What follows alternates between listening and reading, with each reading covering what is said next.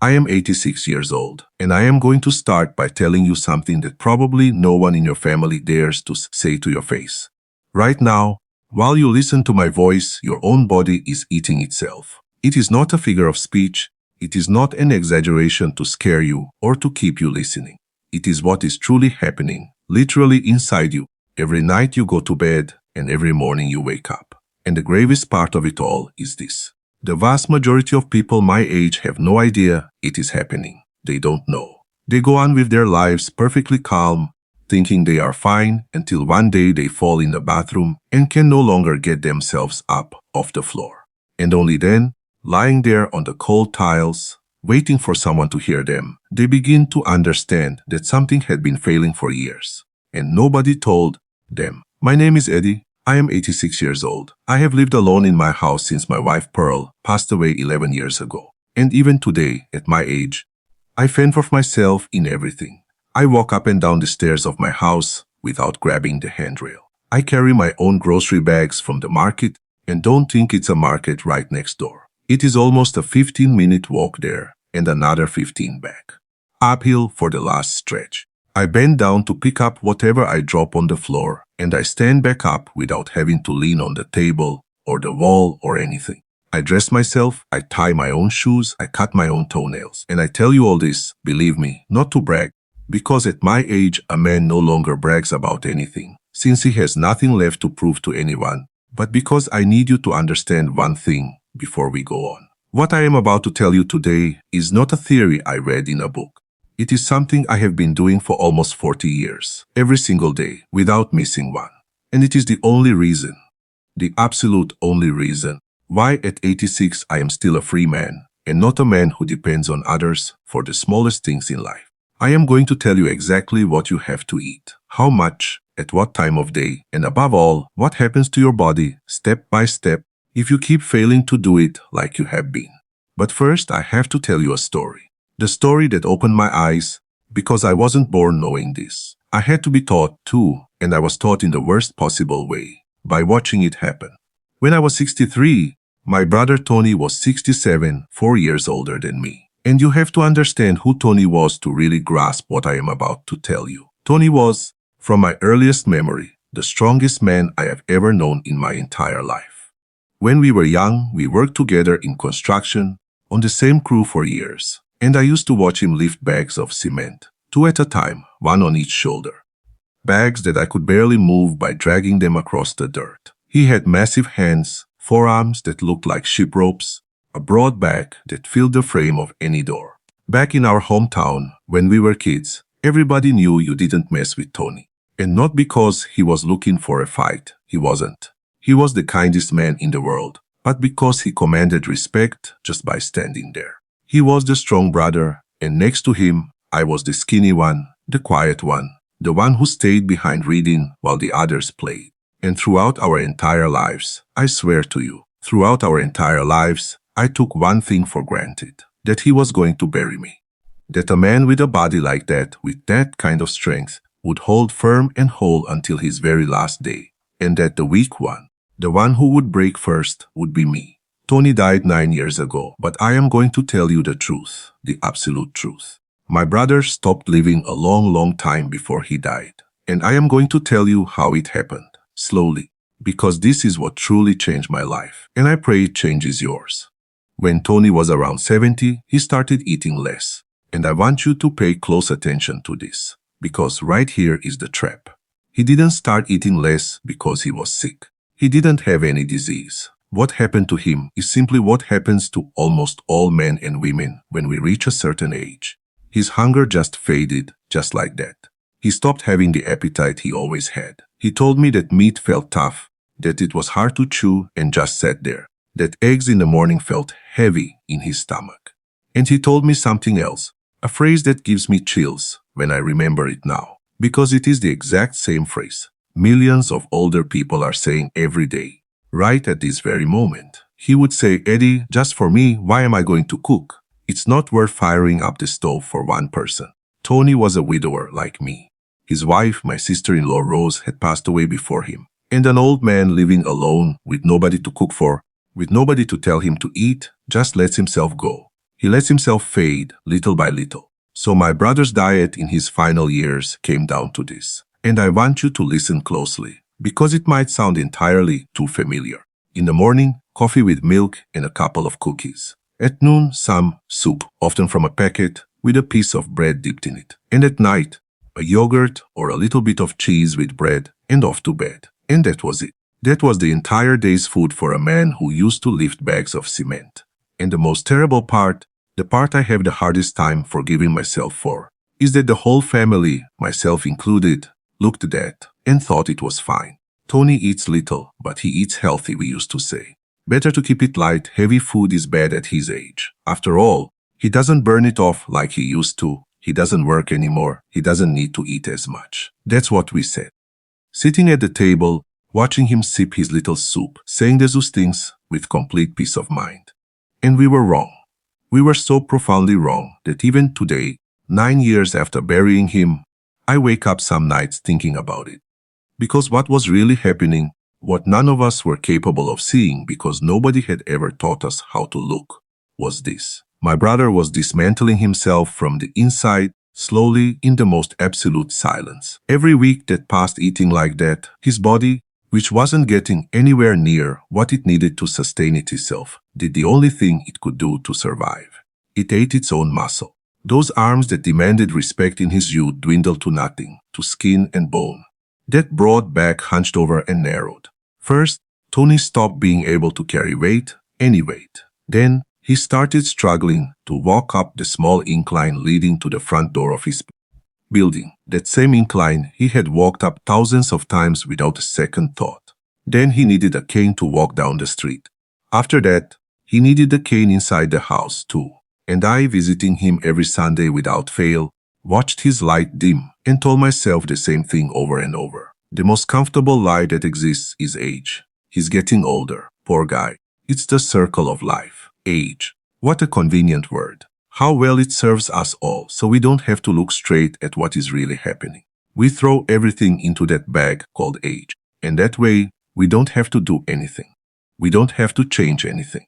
We don't have to feel responsible for anything. The exact day everything changed for me was a Sunday in winter. I even remember how cold it was. I had gone, like so many Sundays, to eat at Tony's house. We had eaten very little, the way meals were always eaten in that house by then. And we were both sitting in the living room, him in his usual armchair, watching television. And at one point, Tony dropped the TV remote on the floor. A tiny thing, the remote just sitting there on the rug, barely 2 feet from his shoe.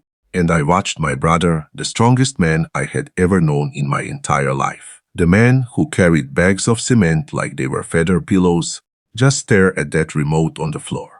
And he didn't bend down. He tried. I saw him try. I saw how he leaned forward a little in the armchair, and I saw how his body simply did not respond. It did not obey him. He didn't have the strength to make that motion, a motion a 3-year-old child makes without thinking. He froze halfway down, looking at that remote like it was on the other side of a river.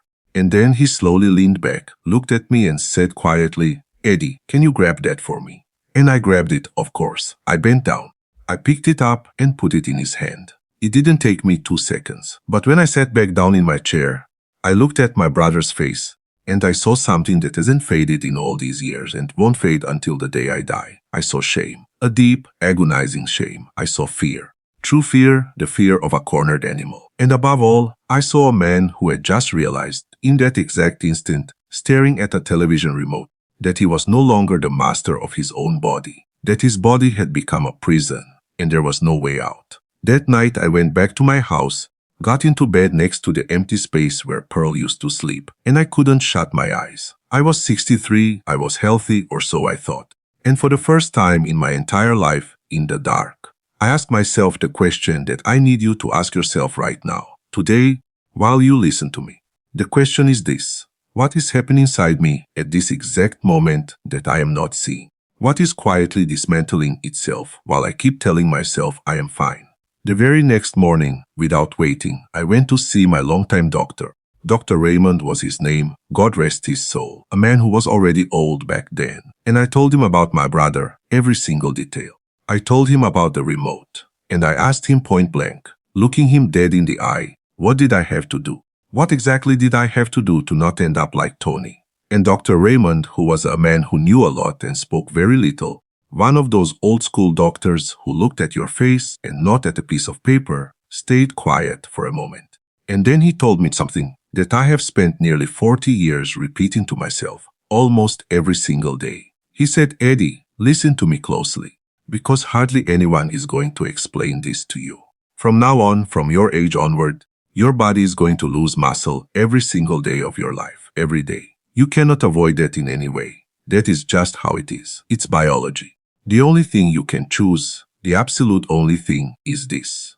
Whether you give your body the material it needs every day to rebuild what it has lost, or whether you leave it to its fate. And the vast majority of people your age leave it to its fate. But not because they are foolish or because they don't want to take care of themselves.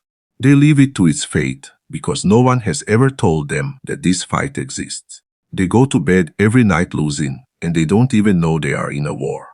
With a lump in my throat, I asked him what that material was. And here, listen to me. Here is where I need you to stay with me and not miss a single word. Because this is the beating heart of everything I want to give you today. The answer, what Dr. Raymond told me, is protein. And I know what you are thinking right now.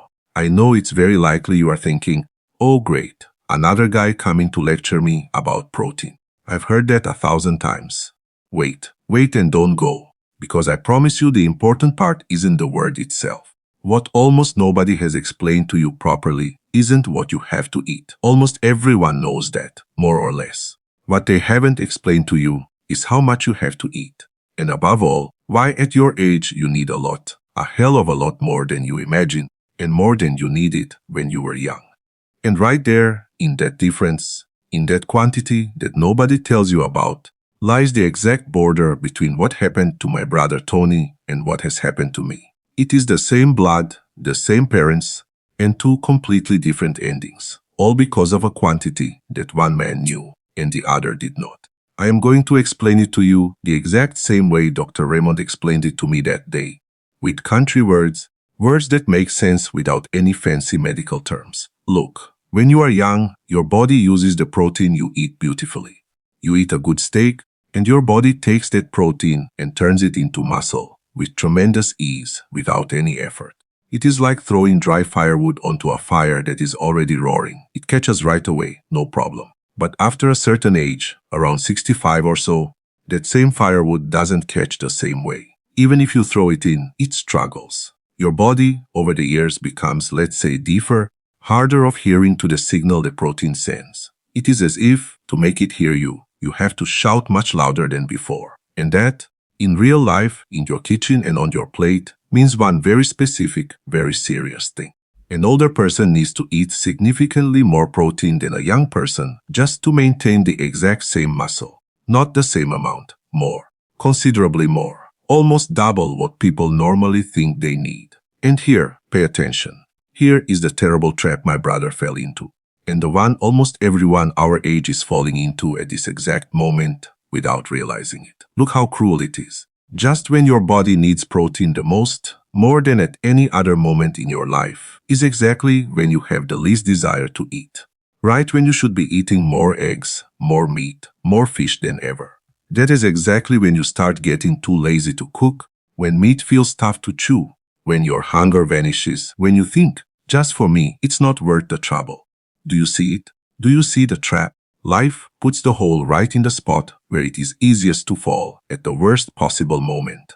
And if you don't know that trap exists, you fall into it with your eyes closed, completely unaware, eating less and less, feeling weaker and weaker, and blaming it all on age.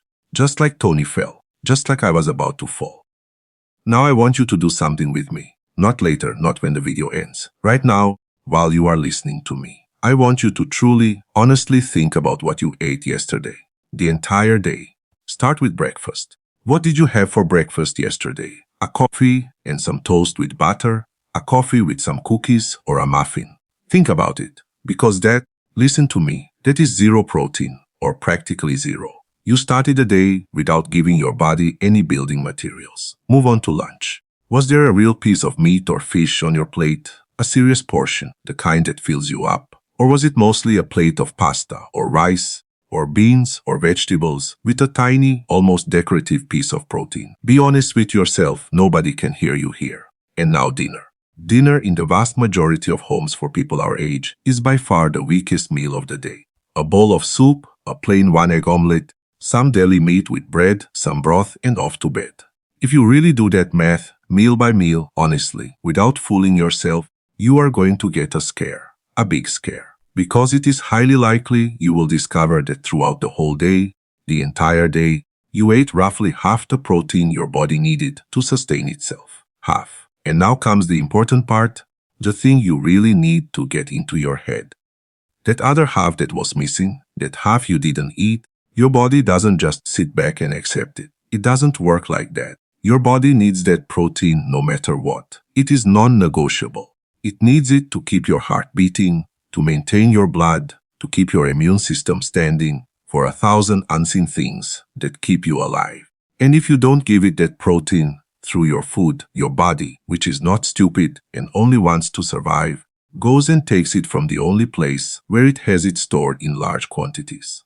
It takes it from your muscles. It dismantles itself, one piece a day, just to keep running. That is the naked truth. Every single day you don't eat enough protein, your body strips a little bit from your legs, a little bit from your arms, a little bit from your back. Just a little. Nothing you notice today. Nothing you notice tomorrow. But remember my brother Tony and that remote on the floor, and ask yourself how many consecutive little bits it takes before a man who used to carry bags of cement can't bend down to pick up a TV remote.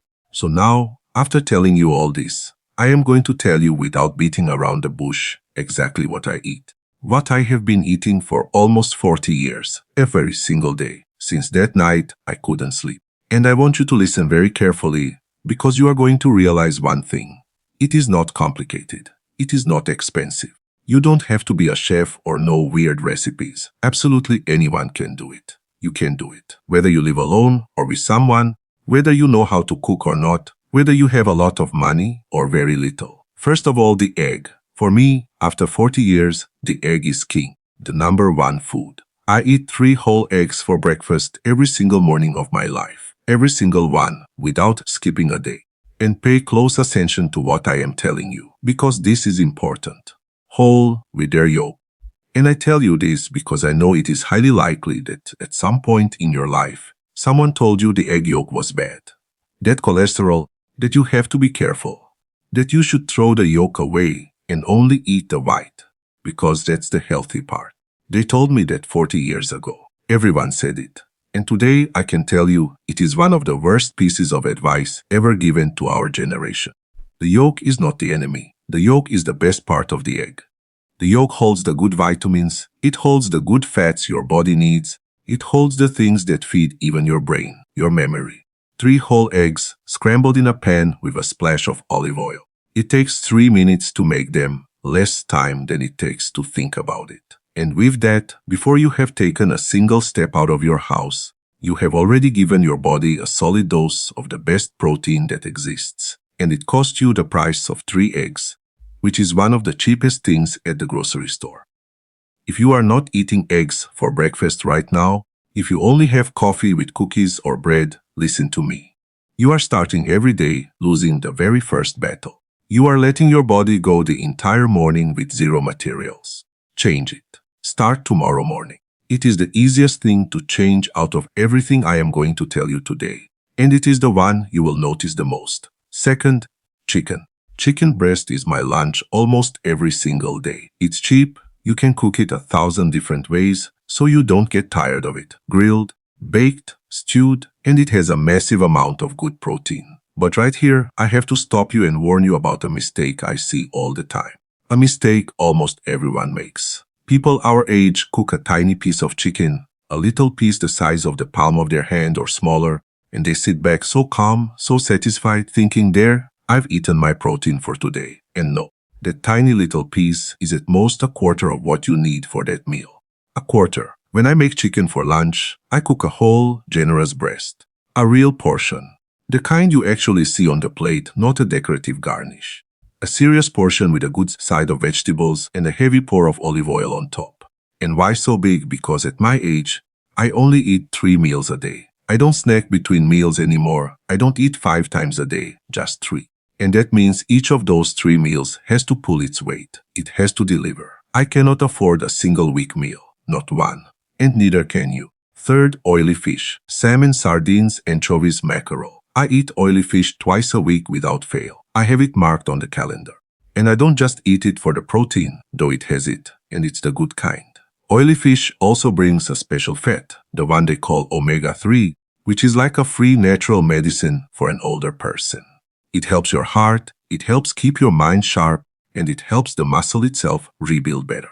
It helps your body make better use of everything else you eat. A good plate of sardines, a solid piece of salmon or mackerel, is not just another meal. It is one of the greatest favors you can do for your body at our age. And let me take away your excuse before you even think it. It doesn't have to be expensive. A can of sardines or mackerel costs very little money. You can find it in any store, it lasts forever in the pantry, and it is pure protein with that good fat inside.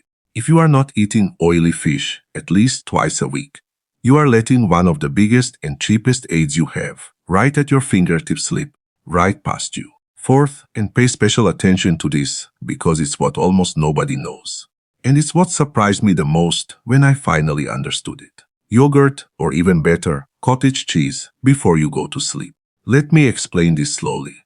You think of eating as a daytime activity, right? You eat during the day, and at night you sleep, you rest, and you assume your body is resting too. Well, no, that is the wrong idea. Your body does not rest at night, not by a long shot. At night, while you sleep, is precisely when your body does the most important repair work, when it fixes itself. And now think about it. If you go to bed after a weak dinner with just a little soup and not much else, you are going to bed with zero protein inside you. And then your body spends the entire night, 8 or 9 straight hours, wanting to repair itself and having absolutely no materials to do it.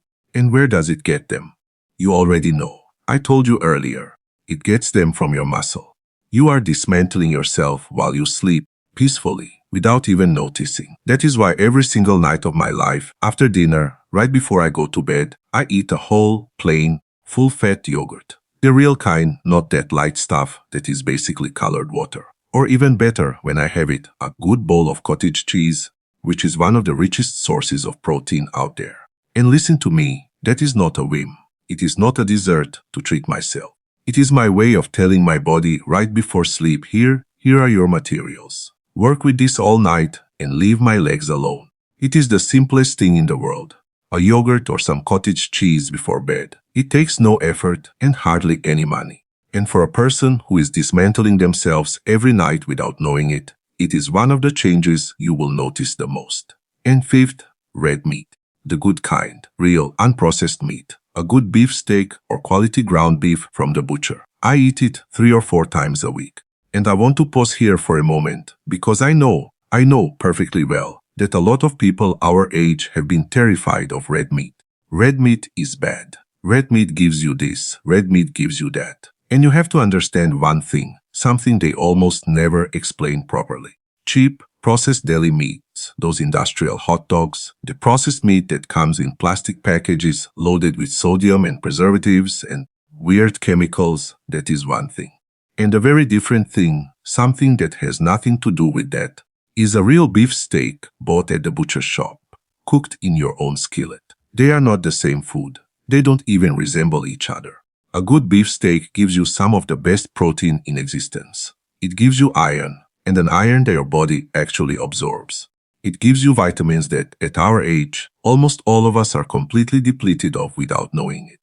Unprocessed red meat, eaten intelligently 3 or 4 times a week, is one of the best foods there is for an aging body. Do not be afraid of a good steak. Be afraid of weakness. Be afraid of not being able to get up off the floor. Now that is a reasonable fear, and now comes the final piece. And it is a piece that changes everything, and that almost nobody explains to you. It's not just about eating a lot of protein, it also matters heavily how you distribute it. Listen to me. It does you no good to spend a whole day eating light, weak breakfast, weak lunch, and then, to make up for it, stuff yourself with a massive dinner, thinking you've balanced the ledger. Your body doesn't work like that. Your body is only capable of utilizing a certain amount of protein at one time in each sitting. Everything extra you shove into that giant dinner, everything that goes over that limit, it just wastes. It can't use it. That is why what actually works is distributing real protein at breakfast, the eggs, real protein at lunch, the chicken, the fish, the meat, real protein at dinner, and that yogurt or cottage cheese as a closer right before bed. All 3 meals, each with its solid portion, plus the nightcap. Distribute it like that throughout the day, and only like that are you giving your body what it needs, in a way it can actually use completely without throwing anything away. And now I want you to look up for a moment from whatever you're doing and think. Look around you. Look at the older people you know in your own family, in your neighborhood, at church on Sundays, in line at the pharmacy, on the bench at the park. And you are going to notice something. There are older people who are solid. They walk firm with straight backs. They fend for themselves. They go out into the street. They have light in their eyes. They laugh. And there are other people of the exact same age, who are faded, shrunken, who drag their feet when they walk, who need someone to drive them and pick them up everywhere they go, who have stopped leaving the house. And you probably look at that and think it's a matter of luck, that some draw the short straw and some draw the long one, that it's the genetics they got from the factory, that it's God's will, that it's the lottery of life, and that's that. And I am telling you, after 86 years in this world watching people, after burying so many, I am telling you that it is almost never luck. Underneath it all, almost every single time, it is the muscle. The people who kept their muscle, kept their freedom, their dignity, their life. The people who lost their muscle, lost their freedom right behind it. It is as simple and as brutal as that. And now I have to confess something to you. Something I don't like remembering at all. Something that sits heavy on my chest, but that I have to tell you. Because it is the exact reason I am here. Speaking to a camera at 86 years old so that you will listen to me. The final years of my brother Tony's life were profoundly sad. And they weren't sad because of a disease. Because like I told you, he had no disease that kills a man. They were sad because he became a prisoner. A man who in his youth had hiked every mountain in our county, who had worked from sunrise to sunset outdoors his entire life, ended up unable to go down to the street by himself. Locked in an apartment, in a 4th-floor walk-up, waiting for his daughter to find a break from work to bring his groceries up the stairs. But I am going to tell you what hurt me the most, what truly shattered my soul every Sunday when I went to see him. It wasn't seeing him physically weak, though that hurt too. What hurt the most was seeing how he had changed inside, in his spirit. Tony, my brother, that massive, proud man, became a man who apologized. He apologized for everything, all the time. I'm sorry to make you come all the way up here, Eddie. I'm sorry you have to help me with this. I don't want to be a burden on anybody. I don't want to be a bother. He said it to me, his own brother. And he said it to his daughter every single day, several times a day, with his head bowed. My brother, that giant, spent the final years of his life apologizing for still being alive, for still needing things, for still taking up space. And that, listen to me with every ounce of your attention, age did not do that to him. Age does not turn a proud man into a man who begs for forgiveness. That was done to him by slowly, silently losing the muscle that no one, absolutely no one, ever told him he had to protect. I didn't want that. I knew it with absolute, crystal clarity that night, staring at the dark ceiling of my bedroom. I did not want to spend the last years of my life apologizing for existing. And that is why, at 63, I made a decision. Just one. And I have kept it without failing for almost 40 years. And that is why today at 86, I am still the one who walks down to buy the bread every morning. I am still the one who carries his own groceries up the stairs. I still bend down on my own to pick up whatever I drop. I am still a free man, the master of my own body and my own days. And it is not because I had better luck than my brother Tony. Please understand this clearly, because it is the most important thing of all. It is not luck. The blood that ran through his veins and the blood that runs through mine is the exact same blood. We were sons of the same parents, raised in the same house, eating the exact same food. The only difference between the brother who ended up locked away apologizing and the brother who at 86 is still free, the only difference is that one winter night, fear and the television remote on the floor opened my eyes in time. And his eyes, on the other hand, no one ever opened. No one ever told him what I have just told you. And that is why I am talking to you today. That is why, at my age, with the effort it takes me, I am sitting here. Because you still have time. The simple fact that you are listening to this, that you have made it this far with me, means that you can still choose. My brother Tony couldn't choose. Not because he had a weak character, he didn't, but because he never had the information. No one ever explained to him that this war even existed. You, from this exact moment on, no longer have that excuse. You know it now. I have just laid it all out for you. And that, believe me, changes everything. I am not going to ask you to change your entire life all at once, from today to tomorrow. I am not asking you to go crazy or to weigh your food on a scale. I am going to ask you for one single thing, one very small thing. And I am going to ask it for today, not for tomorrow, not for next Monday, not for when the month starts, not for after the holidays, for today. Your very next meal, the one you are going to eat in a little while, whatever it is. Before you sit down at the table to eat it, I want you to stop for 1 second and ask yourself a single question. Just one. This. Where is the protein on this plate? Is there a real piece of meat here? Or fish? Are there eggs? Is there something serious that is actually going to feed my muscle? And if the answer is no, if you look at your plate and you see there is no real protein, then don't sit down yet. Wait and add some. Whatever you have on hand. A couple of eggs that take no time to make, a can of sardines or tuna, some leftover chicken from yesterday, a chunk of cheese. Whatever it is, add protein. And don't let a single meal go by ever again without asking yourself that question. And at the next meal, ask the exact same question again. And the next one, day after day, until it becomes a habit. Until it just happens on its own without you even having to think about it. It might seem silly to you, a dumb little question before you eat. What is that going to change? But listen to me very carefully. That tiny question, asked 3 times a day, every single day for years, is precisely the difference that existed between my brother Tony and me.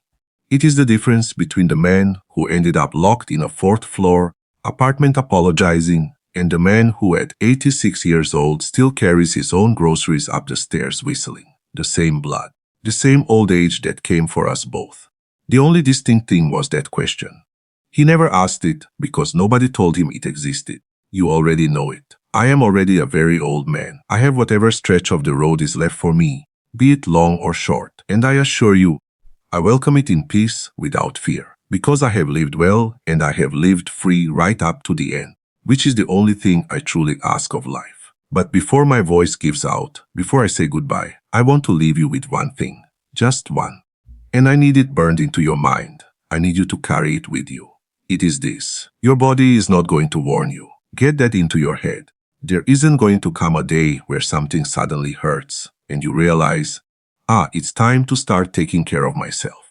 It doesn't work like that. Weakness never arrives all at once, slamming the door open. Weakness arrives on tiptoes in silence slowly, stealing a little piece of you every single night while you sleep peacefully, thinking it's just your age, that it's the circle of life. And by the time you finally hear it, by the time it gets so big that you can actually hear it screaming, it is already too late.